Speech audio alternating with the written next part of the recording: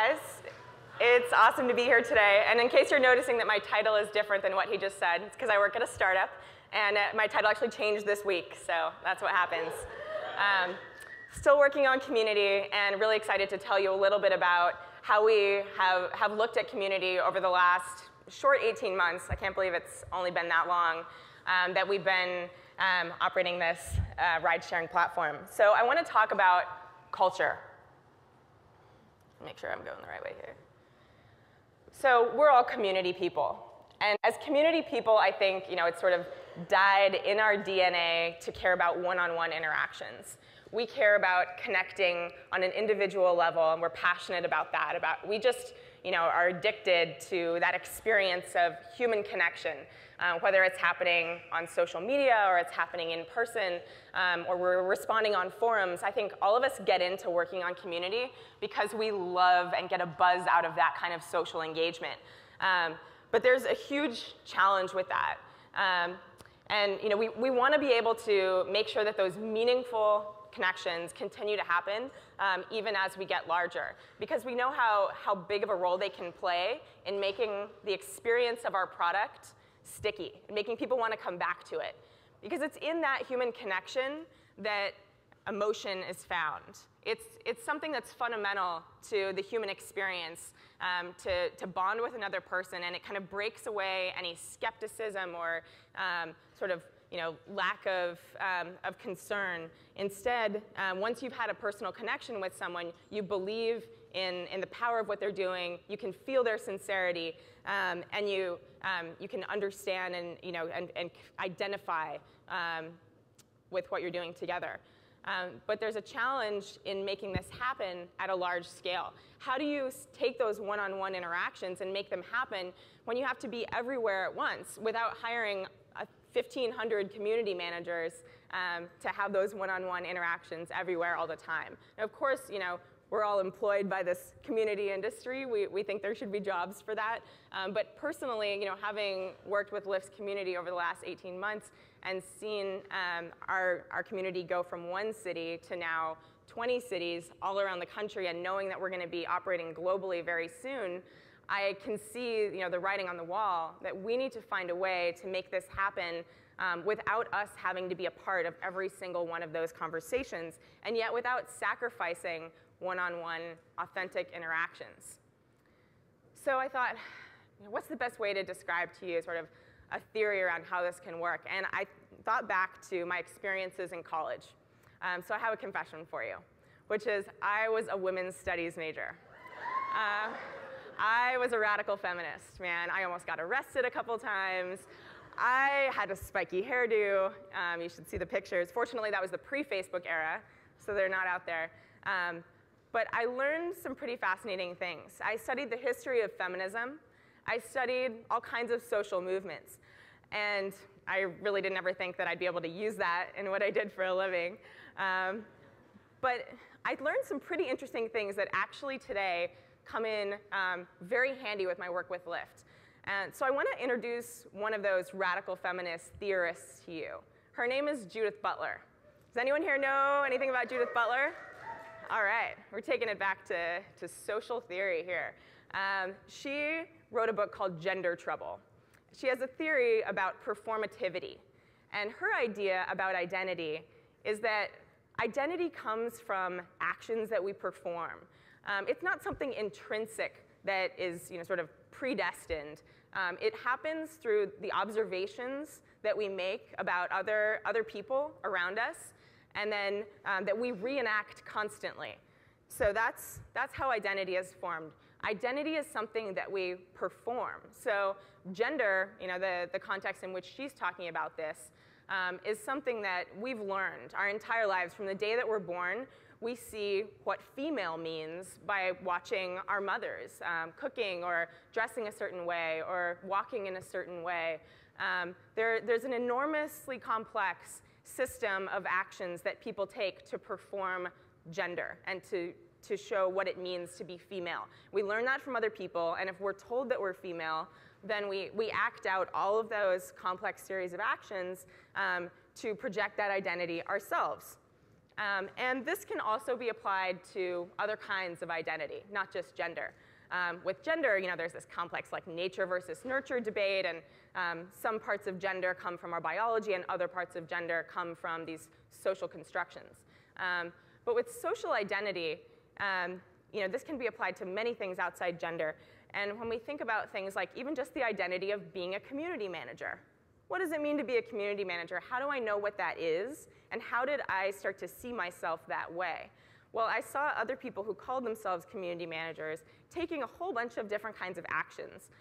So they write things, they write blogs, they go on social media and engage with people, they throw events, they interact, they care how people feel. And so I observed that behavior, and then in reenacting that behavior, I create an identity as a community manager. And so I think that that's a really powerful idea, because it means it's in our own hands through enacting these, what are really rituals, over and over again to create an identity. And if we can figure out what those actions are, they're going to make people feel them a certain way and see themselves a certain way. We can start to seed behavioral cues to get people to take those kinds of actions and have really powerful results for our communities. So identity is produced through rituals. We learn by watching others. We see what they do, and then we repeat what we see over and over again. And there's actually a really powerful impact on how we feel as well through these rituals. So there's a really famous experiment in psychology where they had people hold a pencil in their teeth while they filled out a survey about their mood and how they were feeling. And when you hold a pencil in your teeth, it actually forces you to smile. So even though maybe you didn't really mean to smile, your mouth is in the position of a smile, and just by being in that physical position of a smile, those people actually reported being happier than people who didn't have the pencil between their teeth. And when I think about that, with respect to sort of how we can shape how people feel when we put them in a particular physical position in an experience, I think that's incredibly powerful. So the amazing thing about all of this for our scalability problem is that there's no puppet master forcing people to take all of these actions that replicate their identities. All of these rituals are seeded through various cues that we can insert at the foundational stages of our community when we first start to create a culture, or systematically through the experience of our product and other opportunities we have for touch points with members of our communities. But we don't actually have to be there making these things happen. So they scale culture organically through seeding these rituals and then allowing them to perpetuate because people observe them happening with others, and then they reenact them themselves as they develop those identities. And this matters an enormous amount in peer-to-peer communities. So Lyft is a sharing economy community. You're going to hear from Lauren after me about the distinct aspects of sharing economy communities and peer-to-peer marketplaces and what's so special about them. And I think one of their distinct features is that culture matters an incredible amount, because at the end of the day, the user experience is being provided by another individual, not by us as a company. We're not the ones who are in the car with you, driving you from A to B. The experience you have is of another person. And so we can propagate the culture of that experience by shaping how they feel, shaping their identity and the way that they behave in that interaction, to create some consistency between what would otherwise be a very unique experience every time you got in the car with someone. We want there to be enormous variety and wonderful sort of inconsistency brought on by the creative expression of individuals, but we also want there to be a consistent culture. And the way that you can do that is by creating rituals that everyone in that culture recognize, identify with, and repeat. So let's take this to the specific context of Lyft. So we have this problem. This is how people are used to thinking about, or at least were used to thinking about, taking a ride with a stranger, taking a taxi ride, sitting in the back seat, feeling disconnected, feeling a sense of social hierarchy in that situation, differential power dynamics between the driver and the passengers, different sort of status between those two members of the interaction.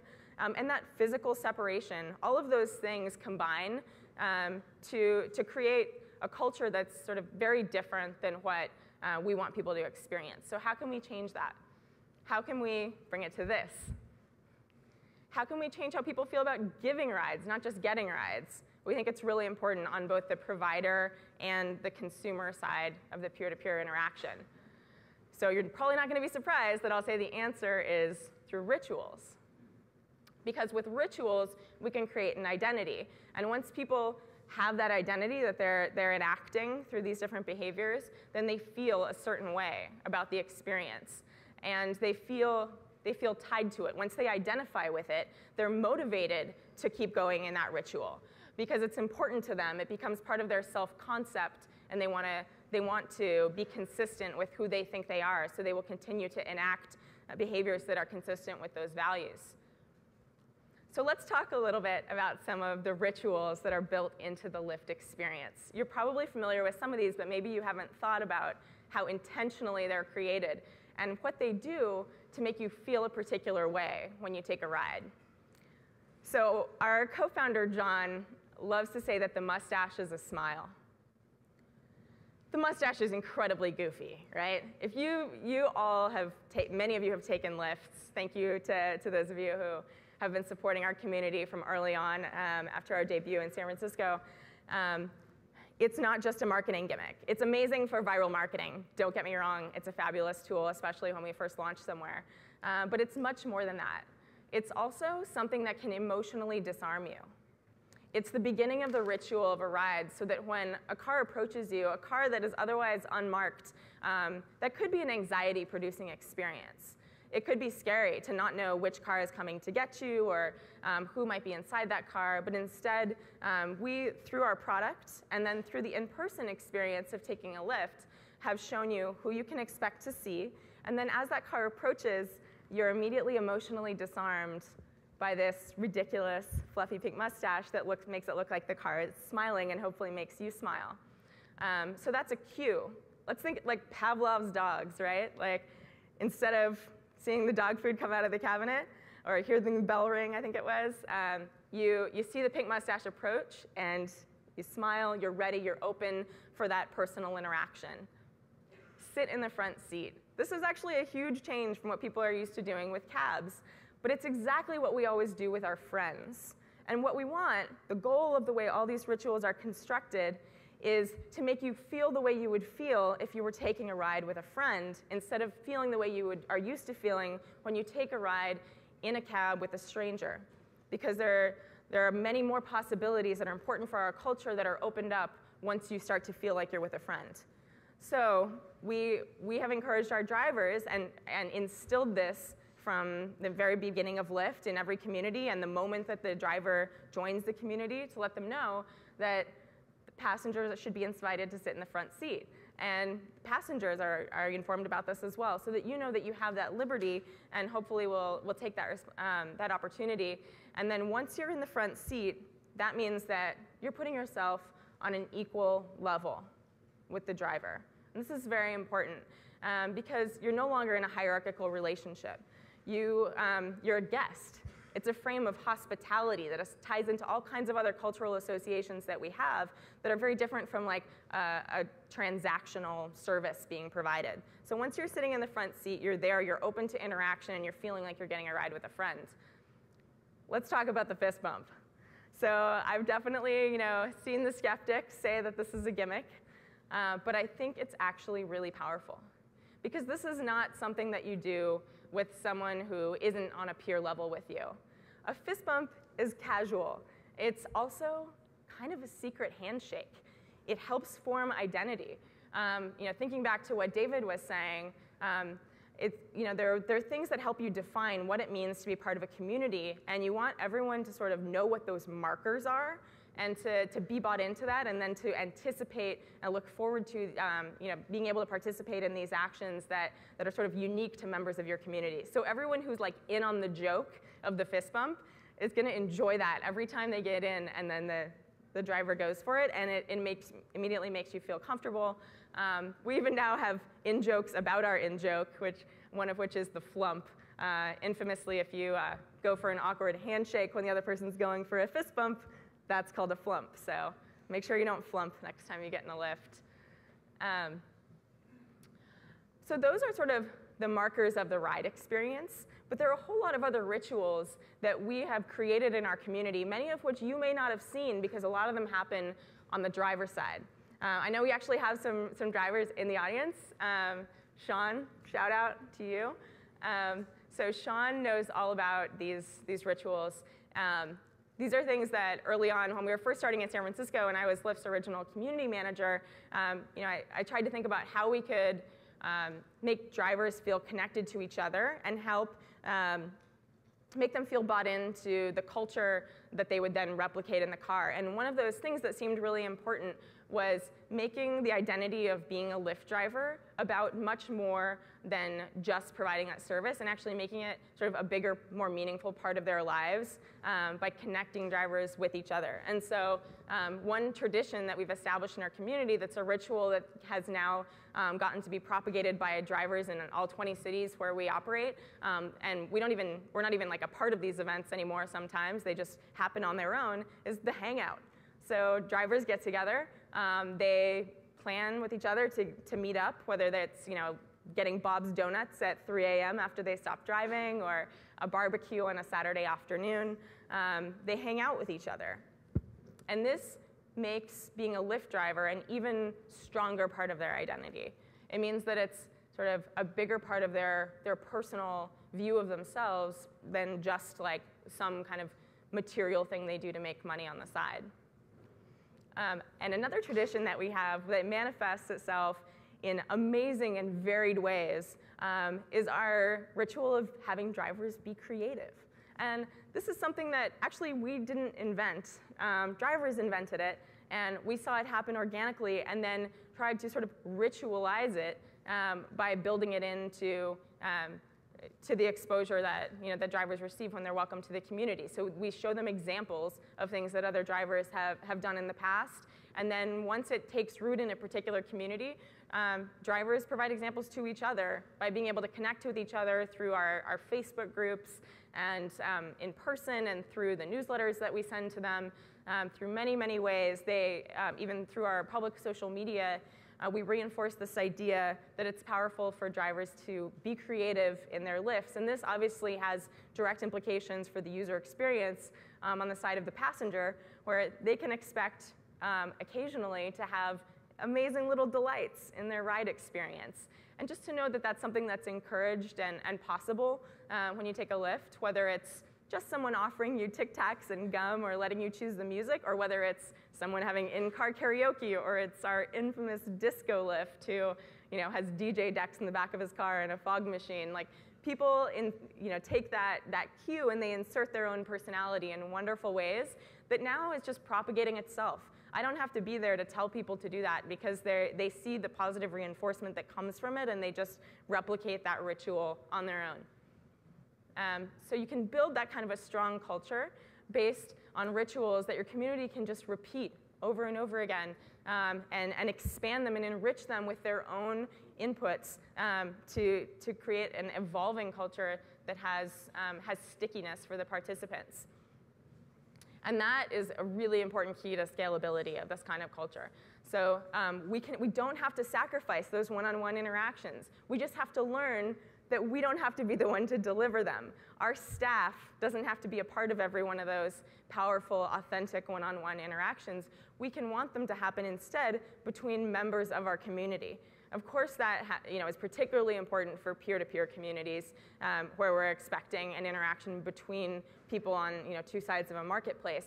But it also matters just for one-on-one interactions between even members of the community who are on the same side. So this is a driver dinner where some drivers from Dallas came and visited San Francisco, and I think that's Rudy and Ezra and Disco Lyft Matt there who got together because they have this strong identity as Lyft drivers, that they want to do that when they go visit another city on vacation. They find their tribe. They know who their people are, and they can expect that to be available to them anywhere that they go now, which is totally magical to me. And we don't have to be there to plan that. So this can take life on its own even without your continuing intervention. So we're talking about rituals, right? So this is almost like a sacred rite. So if we're going to have sacred rites, let's have shamans. I'm going to say that because my mom is like a shaman. Like, she actually has drum circles and like all kinds of crazy stuff. We live in the Bay Area, right? Hey, Mom. She's probably watching on the live stream, so I'm in trouble. But let's let our community leaders be the shamans, because they will come out of the woodwork. You know who they are. They will distinguish themselves, and they will have better ideas than you do. Hey, give them the control. Once you plant the seed of what the culture is and what these foundational rituals are, let them be the ones to administer those and interpret them as your community grows. So this is an example of something super awesome that our community management team did recently in Boston. They decided, how can we try to like seed a ritual that's going to take life long after we're able to sort of be there on the ground having like events that we plan every couple weeks. Let's have an initiation for drivers in Boston. So they got drivers like super excited. They found drivers who were really excited to make this happen for their fellow drivers. And they planned it and got everyone to come together in a room and have this like really intense bonding experience that now is going to be sort of a rite of passage for any new driver that comes into the community in Boston once a month, or whatever frequency these leaders decide makes sense. They will be able to pass that ritual along and initiate new drivers in. And that will be a milestone, a marker that everyone who's a member of that community has had in the Boston area. And it was just fascinating to see like all of the photos that came out of that, the intensity of that experience, and how much it meant to them because they owned it. People care more about things that they help create. And that's part of the beauty of a culture of community that's powered through rituals that are enacted by members, is that it means more to them because they have a stake in it, because they helped make it. This is another really awesome thing that's happening here in San Francisco in our driver community.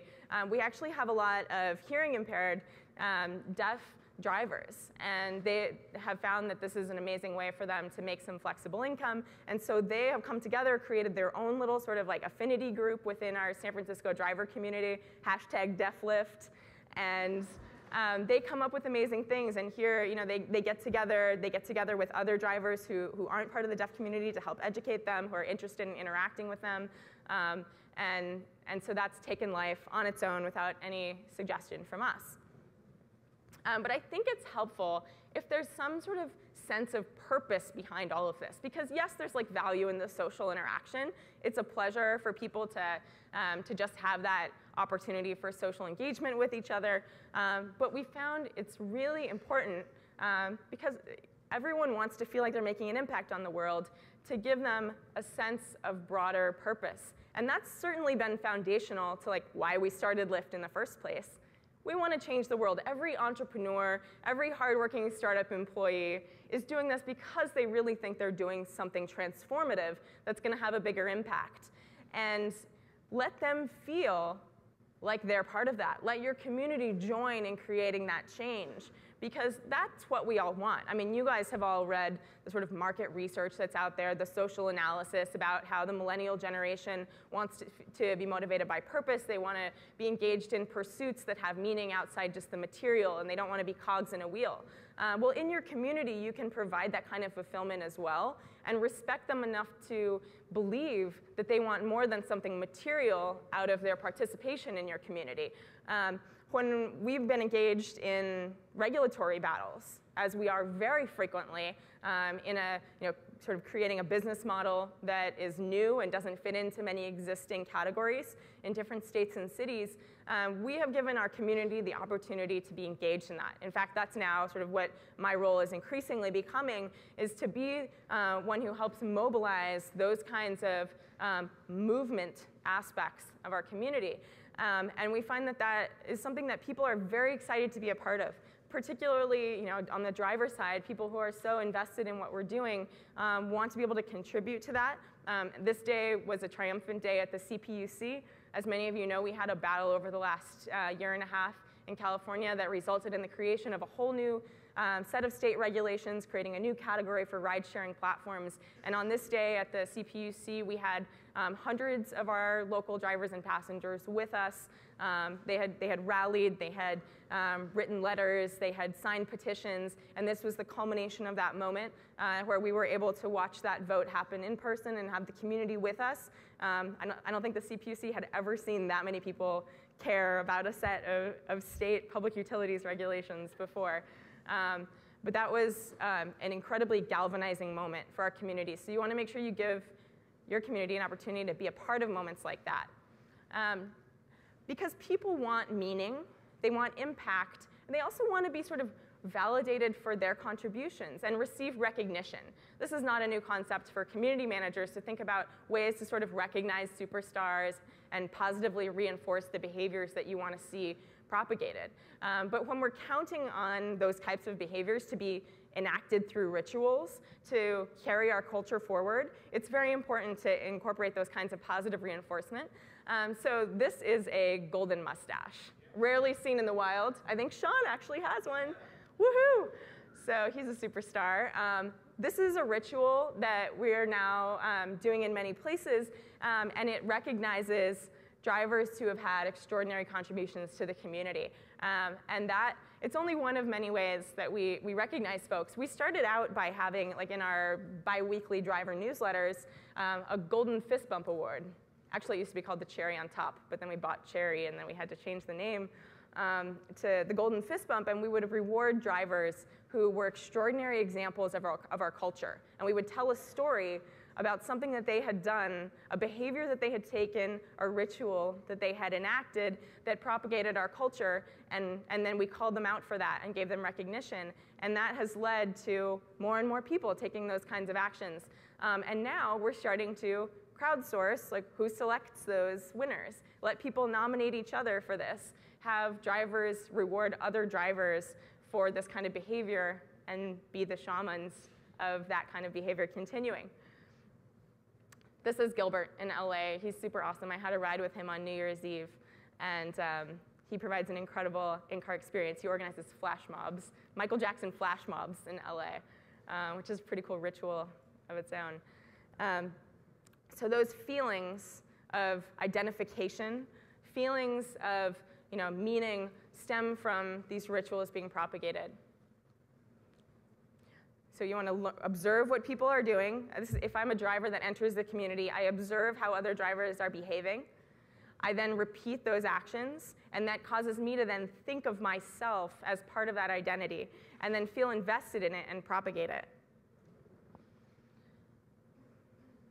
And this identity is aspirational. Everyone has aspirations. They want self-realization. They have higher order needs. They want to feel like more than just part of a transaction, more than just a provider. And so you want to make sure that these rituals are organized around creating an identity that actually lifts people up. Sorry, I couldn't resist misspelling it. But that's important. What is the story that you're telling about this identity? Is this something that is going to be attractive to bringing new people into your community? I think we have a huge advantage in the marketplace. We're in a competitive marketplace, and I think we have an advantage because the identity that we project for our drivers is one that makes people feel good about themselves. It makes them feel like they're doing more than being a servant to other people. They're actually being appreciated, being given an opportunity for creative expression, and doing something meaningful. So how do you seed these rituals? I've given you some examples sort of where we've done it at different moments. I think, there's a litany of things. All the channels that you have as a community manager. You can weave it into your product. You can put it into your email CRM, your text CRM, your community platforms. For us, that's been incredibly important in our Facebook groups for drivers. Every communication that you send, like our newsletters that have the golden fist bumps, you can weave in these cues that are designed to perpetuate the rituals that are foundational to your culture. Events, bringing people together in person.